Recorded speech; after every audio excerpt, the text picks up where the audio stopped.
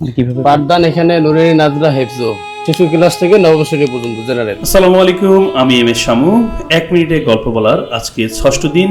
আজকে এক মহিলা মাদ্রাসায় ইফতার বিতরণ করব, সেই উপলক্ষেই রান্না চলছে। রান্না শেষে আমরা কিন্তু প্যাকেট করা শুরু করে দিয়েছি। প্যাকেট শেষ হয়ে গেলে সেগুলো নিয়ে আমরা চলে যাচ্ছি সেই মাদ্রাসায়। আমরা এখন যাচ্ছি খিচুড়ি দিতে। আমরা চলে এসেছি একটি মহিলা মাদ্রাসায়। আমরা এখানে আমাদের ইফতার বিতরণ করব। আপনারা সবাই দোয়া করবেন। আসসালামু আলাইকুম। আমি যে কথাটি বলতেছিলাম, রমজান মাস সবাই জানেন ফজিলতপূর্ণ মাস। এই মাসে কেন গুরুত্বপূর্ণ, মানে কুরআন নাজিল হয় এই মাসে।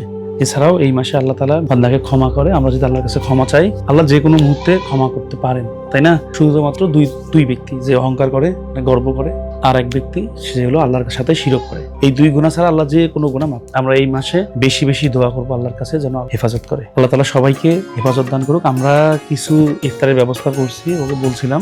আর এই রমজানে আমরা যেহেতু উদ্যোগ নিয়েছি 500 জনকে মিনিমাম ইফতারি করাবো, আজকে এই মাদ্রাসা দিয়ে আমরা শুরু করলাম। আল্লাহ যেন আমাদের কবুল করে। সবাই আমাদের জন্য দোয়া করবেন।